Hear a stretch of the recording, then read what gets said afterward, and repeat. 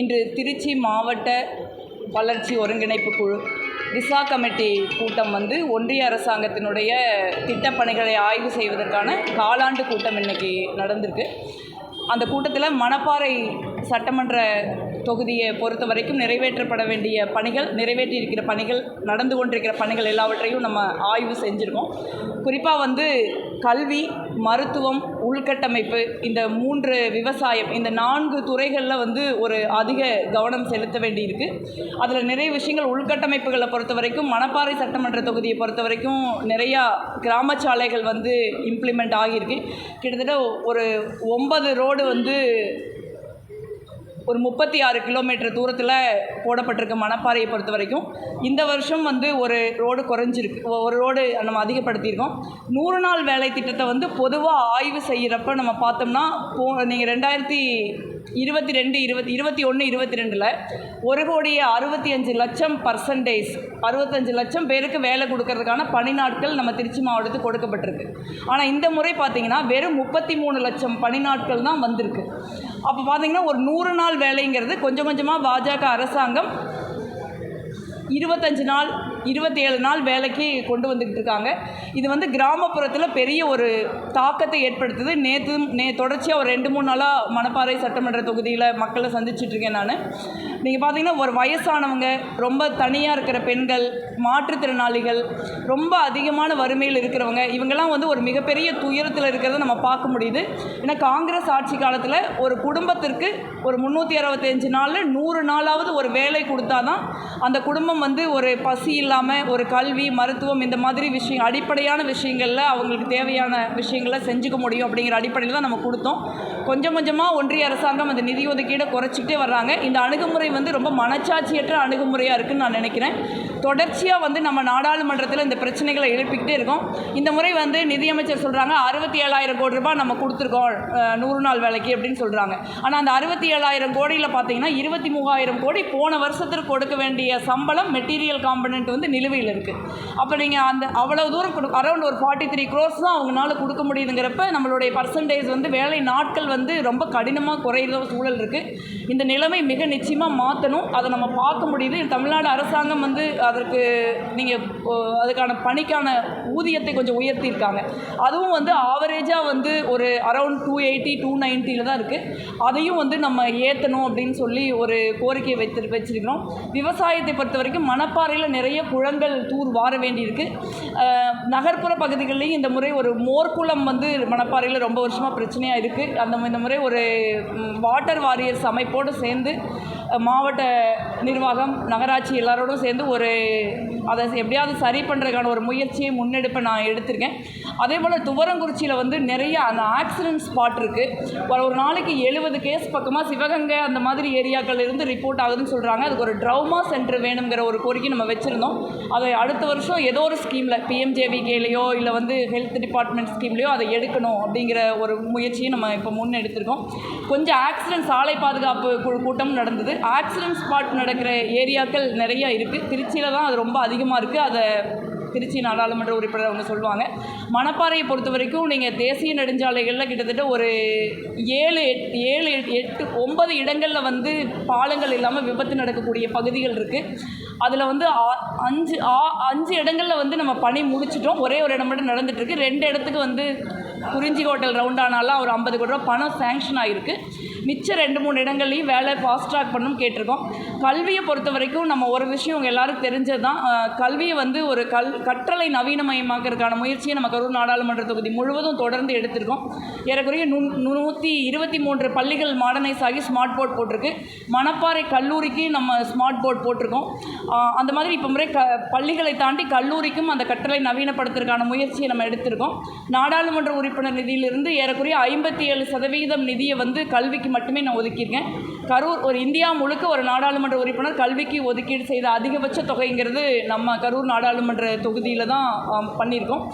இதை தாண்டி வந்து ஒரு ஓவராலாக பெர்ஃபார்மன்ஸ் அப்படின்னு பார்க்குறப்ப இப்போ தான் முதலமைச்சர் அவர்களும் வந்துட்டு போயிருக்காங்க. அப்போ முதலமைச்சர் அவர்கள் நலத்திட்ட உதவிகள் கொடுக்கறதுக்காகவே நீங்கள் வந்து அடிப்படையாக வருவாய்த்துறை சம்மந்தப்பட்ட பட்டா மாற்றம், பெயர் மாற்றம், இந்த மாதிரி விஷயங்கள்லாம் இப்போ தான் நம்ம செஞ்சு முடிச்சிருக்கோம். ஓவராலாக வந்து மாவட்ட நிர்வாகம் வந்து ரொம்ப மாவட்ட ஆட்சித்தலைவர் தலைமையில் ரொம்ப சிறப்பாக செயல்படுறாங்கன்னு நினைக்கிறேன். நேற்று கூட கரூர் நாடாளுமன்ற தொகுதிக்குள்ளே வருகிற மணப்பாறை சட்டமன்ற தொகுதிக்கு மட்டும் நேற்று மாலை நான் மாவட்ட ஆட்சித்தலைவர், திட்ட அலுவலர், மாவட்ட வருவாய் அலுவலர்கள்லாம் எங்கெங்கெல்லாம் பணி தேங்கி இருக்கோ அந்த இடத்துல விரைவாக முடிவெடுக்கிறதுக்காக ஒரு அந்தந்த துறை சார்ந்த அதிகாரிகளை கூப்பிட்டு நேற்றும் ஒரு கூட்டம் வச்சு அந்த பணிகளை விரைவுபடுத்துறதுக்கான முயற்சி எடுத்திருக்கோம். அதனால் மணப்பாறையை பொறுத்த வரைக்கும் கல்லூரி, ITI, இந்த மாதிரி மருத்துவமனை மேம்பாடுன்னு மாண்புமிகு முதலமைச்சர் அவர்கள் நிறைய திட்டங்களை நம்ம கொடுத்துருக்காங்க. திட்டப்பணிகள் விரைவாக நடக்கிறதுல மகிழ்ச்சி. அதே நேரத்தில் ஒன்றிய அரசாங்கத்தினுடைய நிதி ஒதுக்கீடு காரணமாக நிறைய பிரச்சனைகள் ஏற்படுறதையும் நம்ம திசா கமிட்டி கூட்டத்தில் பார்க்க முடியுது. நன்றி. கரூர் மாவட்டத்தில் தொடர்ந்து மணல் கொள்ளை அதிகமாக நடக்குது. இப்போ ஒரு வாரத்துக்கு முன்னாடி இல்லை, பொதுவாகவே வந்து உங்களுக்கு எல்லோரும் தெரிஞ்சதான் ஆற்று மணல் வந்து ஒரு எக்ஸ்ப்ளாய்ட் பண்ணக்கூடாத ஒரு வெல்த். அது வந்து நீங்கள் முன்ன மாதிரி வந்து நமக்கு தண்ணி வரத்து அதிகம் கிடையாது. மழை குறையுது, தண்ணி வரத்து அதிகம் இல்லை. தண்ணி வரத்து வந்துக்கிட்டே இருந்தால் நீங்கள் தேவையான அளவுக்கு டீசல் பண்ணலாம். தண்ணியே வராதப்போ நீங்கள் பார்த்தீங்கன்னா ரோடு வந்து நீங்கள் வந்து கீழே வந்துடுது. ஆறு ரொம்ப கீழே போகுது, ரோடு மேலே வரும். சில நேரங்கள் வந்து விவசாய நிலங்கள் மேலே இருக்குது, ஆறு கீழே இருக்குது. ஸோ அந்த மாதிரி ஒரு சூழல் இருக்குது. மண்ணை பொறுத்த வரைக்கும் வந்து அரசாங்கமாக இருந்தாலும் சரி, தனிநபர்களாக இருந்தாலும் சரி, நீங்கள் ஆற்றுல மண்ணை எடுக்கக்கூடாதுங்கிறதா தனிப்பட்ட முறையில் என்னுடைய நிலைப்பாடு. அதை நம்ம பகிரங்கமாக சொல்லியிருக்கோம். நான் கவுன்சிலராக இருந்த காலத்திலிருந்து நிறைய நீதிமன்றத்திற்கு போய் வழக்குகளை போட்டு நம்ம ஜெயிச்சிருக்கோம். அமராவதியெல்லாம் தொடர்ந்து அதனால தான் காப்பாற்றப்பட்டுக்கிட்டு இருக்குது. நீங்கள் இன்றைக்கி வந்து நிறைய மெத்தட் வந்துருச்சு. நீங்கள் வந்து எப்படி நிறைய பேர் கேட்குறாங்க, மண் எடுக்காமல் எப்படி வீடு கட்டுறது அப்படின்னு கேட்குறாங்க. இப்போ நிறைய இடங்களில் வந்து நீங்கள் மண்ணுக்கு பதிலாக மாற்று பொருட்கள் வந்துருச்சு. நம்ம கிரஷர் இது வருது, அப்புறம் நிறைய பேக்டு காங்கிரீட் சிஸ்டம்ஸ் வந்துருச்சு. அதனால் ஒரு நவீன தொழில்நுட்பங்களை பயன்படுத்தி நம்ம வீடு கட்டுறது தான் நம்ம யோசிக்கணுமே ஒழிய மணல் எடுக்கக்கூடாதுங்கிறது என்னுடைய தெளிவான நிலைப்பாடு தான். இல்லை, நீங்கள் அப்படின்னு சொல்லிட முடியாது. எனக்கு என்ன பிரச்சனைனா, இப்போ வந்து கோர்ட்டில் வந்து பர்மிஷன் கொடுக்குறாங்க. நீங்கள் இத்தனை நாளாக வந்து கோர்ட்டில் வந்து கேஸ் இருந்து நடக்கக்கூடாதுன்னு இருந்தது. அரசாங்கத்தை பொறுத்த வரைக்கும் அவங்க சொல்கிறது வந்து கோர்ட்டில் இருந்து ஜட்ஜ்மெண்ட் வந்திருக்குது. இப்போ நீங்கள் லாரி அசோசியேஷன்லாம் போய் அங்கே உட்காந்துருக்காங்க அரசாங்கத்தோடு, நாங்கள் எடுக்கணும், ஏன்னா அவங்க கோர்ட்லேருந்து ஜட்ஜ்மெண்ட் வாங்கிட்டு வந்திருக்காங்க. ஒரு நீதிமன்றத்திலேருந்து ஒரு உத்தரவு வர்றப்போ ஒரு அரசாங்கத்துக்கு வந்து ஒரு நீதிமன்ற உத்தரவை அமல்படுத்த வேண்டிய சூழலும் வருது. நீங்கள் பார்த்தீங்க, ஒரு IAS அதிகாரிக்கு கவர்மெண்ட் ஒன் மந்த்து ஜெயில் தண்டனை கொடுக்குறாங்க, நீதிமன்ற உத்தரவை பயன்படுத்த முடியாது. இது வந்து எல்லாருமே சேர்ந்து செயல்பட ஒரு கூட்டு முயற்சி நான் நினைக்கிறேன். ஒரு சமூகமாகவும் சரி, ஒரு அரசாங்கமாகவும் சரி, நீதிமன்றமாகவும் சரி, நம்ம எல்லாரும் ஒரு கூட்டு முயற்சியிலிருந்து மணல் எடுக்கக்கூடாதுங்கிற நிலைப்பாட்டை நம்ம எடுக்கணும். ஏன்னா நீதிமன்றம் எடுங்கன்னு சொல்கிறது, அப்புறம் அரசாங்கம் ஆர்டர் போடுறது, நம்ம போய் தடுக்கிறது, இந்த மாதிரியான ஒரு சூழல் தான் இருக்குது. இது ஒரு ஆரோக்கியமான சூழலில் இது எல்லா காலத்துலேயும் இருக்குது. இன்றைக்கி நேற்றுன்னு இல்லை, இது நான்லாம் ஒரு 15-20 வருஷமாக ஃபைட் பண்ணிட்டுருக்கேன். இது எல்லா காலத்துலேயும் இருக்குது. இது மாறணுங்கிறதுல எந்த மாற்று கருத்தும் கிடையாதுன்னு நான் நினைக்கிறேன்.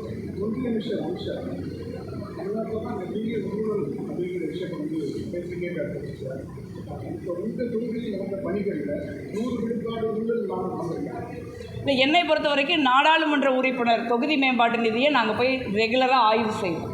என்னை பொறுத்த வரைக்கும் பை அண்ட் லார்ஜ் வந்து ஒர்க் கரெக்டாக தான் இருக்குது. அமித்ஷா வந்து நீங்கள் அமித்ஷா அவர்கள் சொல்கிறத வந்து நீங்கள் அமித்ஷா அவர்கள்ட்ட ஏஜென்சி இருக்குது, அமலாக்கத்துறைன்னு ஒன்று இருக்குது. பாஜக வர்றதுக்கு முன்னே அப்படி ஒரு துறை இருந்ததே யாருக்கு தெரியாது. இன்றைக்கி அமலாக்கத்துறை வந்து அவங்க தலைமை அலுவலகமே தமிழ்நாட்டில் இருக்குதோ அப்படிங்கிற மாதிரி ஒரு சூழல் இருக்குது. இல்லை, எங்கெல்லாம் எதிர்க்கட்சிகள் ஆள்றாங்களோ அந்த மாநிலத்திற்கு மட்டும் அமலாக்கத்துறை போகுது. நீங்கள் இன்றைக்கி அஸ்ஸாம் சிஎம் பாஜகவுடைய சிஎம், அவர் காங்கிரஸ் இருந்தப்போ ஒரு பெரிய ஊழல்வாதி. நீங்கள் அதே மாதிரி NCPயில் இருக்க வரைக்கும் அஜித் பவார் வந்து ஊழல்வாதி. இன்றைக்கி வந்து அவர் பாஜகவில் சேர்ந்த உடனே புனிதமாயிட்டார். அதனால் வந்து இன்றைக்கி அதிகப்படியான ஊழல்கள் நடக்கிற ஒரு கட்சி, ஒரு ஆட்சி நடக்கிற மாநிலங்கள் அப்படின்னா அது பாஜக தான். ஒன்றிய அரசாங்கத்தில் நம்ம வந்து நடந்த ஊழல்களோட பட்டியலை தொடர்ந்து ராகுல் காந்தி வெளியிடுறாரு. ஏன் அமலாக்கத்துறைங்கிறது ஒரு இண்டிபெண்ட்டான அமைப்பு தானே, மக்களுடைய வரிப்படத்தில் சம்பளம் வாங்குகிற ஒரு அமைப்பு தானே. ஊழல் வந்து எங்கே நடந்தாலும் தப்பு தான். எதிர்க்கட்சி ஆளுற மாநிலங்கள் நடந்தால் மட்டும்தான் தப்பா? ஆளுங்கட்சி ஆளுற மாநிலங்களில் பாஜக ஊழல் பண்ணால் பரவாயில்லையா? அதனால் அமித்ஷா அவர்கள் சொல்கிறது வந்து ஒரு அரசியல் ரீதியான கருத்துன்னு தான் நான் நினைக்கிறேன் ஒழிய உங்களோட ஏஜென்சி இருக்குது, நீங்கள் போய் ஆய்வு பண்ணுங்கள், புக் பண்ணுங்கள். ஏன் அந்த ஏஜென்சி பாஜக ஆளுகிற மாநிலங்கள் பக்கமே போக மாட்டேங்குது? ஏன் இதே தமிழ்நாட்டில் முன்னாள் பாஜக மாநில தலைவருக்கு நெருக்கமான ஒருத்தர் வீட்டில் ரெய்டு நடந்ததில்ல, 67 கோடி ரூபா பிடிச்சோம், 200 கோடிக்கு டாக்குமெண்ட் பிடிச்சோம் நீங்கள் தானே சொன்னீங்க. இப்போ அந்த கேஸ் என்னாச்சு? நடக்கலையில்ல. இப்போ பாஜகவை பொறுத்தவரை எதிர்க்கட்சிகள் ஆளுகிற மாநிலங்களில், குறிப்பாக சிறப்பாக தமிழ்நாடு மாதிரி ஒரு சிறப்பாக நிர்வாகம் செய்கிற மாநிலங்களில் அவர்களுக்கு வந்து இந்த மாதிரி அமலாக்கத்துறை அனுப்பி இடைஞ்சல் பண்ணுறது, அரசியல் ரீதியாக இந்த மாதிரி கருத்துக்களை முன்வைக்கிறத அமித்ஷா செய்கிறாரே ஒழிய, ஏன் பாஜக மாநில ஆளுகிற மாநில முதலமைச்சர்கள் மீது ஊழல் குற்றச்சாட்டுகள் குவிஞ்சு கிடக்குது, அவங்களையும் போய் கைது பண்ண வேண்டியதானே?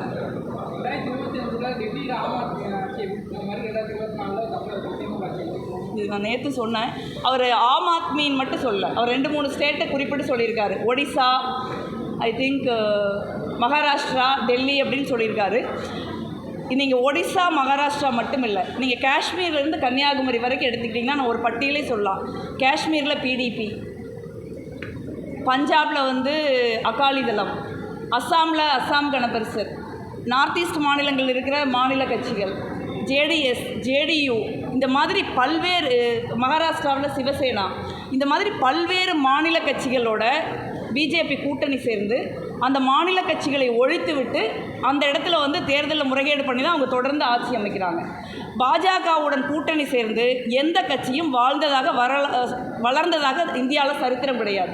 அவங்க வந்து அழிஞ்சிருக்காங்க, மண்ணோடு புதைக்கப்பட்டிருக்காங்க. இங்கே வந்து துரதிர்ஷ்டவசமாக அதிமுக அவங்கள மிரட்டி பணிய வச்சு தான் இந்த கூட்டணி அமைஞ்சிருக்குதுங்கிறது நம்ம எல்லாருக்குமே தெரியும். பாஜகவுடன் கூட்டணி சேர்ந்த கட்சிகள் எல்லாம் எப்படி அழிவு பாதையில் சென்றதோ அதே நிலை தான் அதிமுகவுக்கும் இங்கே வருங்கிறத நான் வருத்தத்தோடு சொல்கிறேன். அதை தான் அமித்ஷாவும் கோடிட்டு காட்டுறாருன்னு நான் நினைக்கிறேன். இல்லை, அரசியல் கட்சிகள் கூட்டணி அமைப்பாங்க. இப்போ இந்தியா கூட்டணியும் ஒரு மிகப்பெரிய கூட்டணியாக தான் இருக்குது. அரசியல் கட்சிகள் கூட்டணி அமைக்கிறத பற்றி ஒன்றும் பிரச்சனை கிடையாது. எல்லாரும் ஏதோ ஒரு விதத்தில் தேர்தலை எதிர்கொண்டு தான் ஆகணும். ஆனால் கூட்டணி அமைத்தால் மட்டும் தமிழ்நாட்டில் ஜெயிச்சிட முடியுமா? இவ்வளவு நலத்திட்டங்களை வந்து தமிழ்நாடு அரசாங்கம் செய்திருக்காங்க. நீங்கள் காமராஜர் பீரியடுக்கு அப்புறம் பார்த்தீங்கன்னா காமராஜர் தான் முதல்ல மதிய உணவு திட்டத்தை கொண்டாந்தாங்க. அதுக்கப்புறம் இந்தியாவில் அதை நம்மளே செயல்படுத்துறதுக்கு 50 வருஷம் ஆயிடுச்சு. இன்றைக்கி இந்தியாவிலே எங்கேயாவது ஒரு காலை உணவு திட்டம் நடக்குதுன்னா அது தமிழ்நாட்டில் மட்டும்தான் நடக்குது. நீங்கள் இன்றைக்கி நேற்று திறன் மேம்பாடுக்காக நீங்கள் முதலமைச்சர் ஒரு பெரிய பட்டியலே சொன்னாங்க. எவ்வளோ பேர் நாம் முதல்வன் திட்டத்திலிருந்து சாதாரண குடும்பத்தை சேர்ந்தவங்க படிச்சுட்டு இன்றைக்கி சிவில் சர்வீஸ் தேர்வுகளை பாஸ் பண்ணியிருக்காங்க. இப்போ போன முறை கரூரில் நாங்கள் திசா கமிட்டி நடத்துகிறப்ப சியு ஒரு விஷயம் சொன்னாங்க. கரூர் மாவட்டத்தை பொறுத்த வரைக்கும் ஒரு 24 குழந்தைகள் 12வது படித்த பிள்ளைகளை ஐடென்டிஃபை பண்ணி இவங்களுக்கெல்லாம் பெற்றோர்கள் இல்லை, அதனால் இவர்கள் படிப்பதை நீங்கள் உறுதி செய்ய வேண்டும்னு சென்னையிலிருந்து ஒவ்வொரு மாவட்டத்துக்கும் சர்க்குலர் வந்திருக்கு. நீங்கள் இந்த அளவுக்கு வந்து பள்ளிக்கூடத்தில் 1ஆம் கிளாஸ் படிக்கிற குழந்தையிலிருந்து அவங்க வந்து எந்த மாதிரியான பின்னணியை சேர்ந்தவர்கள், அவங்களுக்கு அப்பா அம்மா இல்லையா, அவங்கள படிக்க வைக்கணுங்கிறதுக்கு ஒரு பெற்றோர்களுடைய நிலைப்பாட்டில் தமிழ்நாடு அரசாங்கம் இருக்குது. அந்த மாதிரி அதேமாதிரி மகளிருக்கு 1000 ரூபாய் கொடுக்கப்பட்டிருக்கு. நம்ம சொன்ன ஒரு பட்டியலை கரூர் நாடாளுமன்ற தொகுதிக்குள்ள மட்டும் இந்த 4 வருஷத்தில் நாங்கள் 4 கல்லூரிகளை வாங்கியிருக்கோம். அதுக்கு முன்னே 10 வருஷமாக நம்மளால் ஒரு கல்லூரி கூட வாங்க முடியல. இந்த மாதிரி ஒரு கல்வி, உயர்கல்வி, மருத்துவம், உள்கட்டமைப்பு வசதிகள், வேலை வாய்ப்புன்னு ஒரு மிக சிறப்பாக இயங்குகிற ஒரு அரசாங்கத்திற்கு மக்கள் நிச்சயமாக வாக்களிப்பாங்கன்னு நான் நினைக்கிறேன். இந்தியா கூட்டணியும் ஒரு வலுவான கூட்டணி, அரித்மெட்டிக் வைஸ் கூட நாங்கள் ஒரு வலுவான கூட்டணியாக தான் இருக்கோம். அதனால் இந்தியா கூட்டணி ஒரு மகத்தான வெற்றி பெறும் நாங்கள்.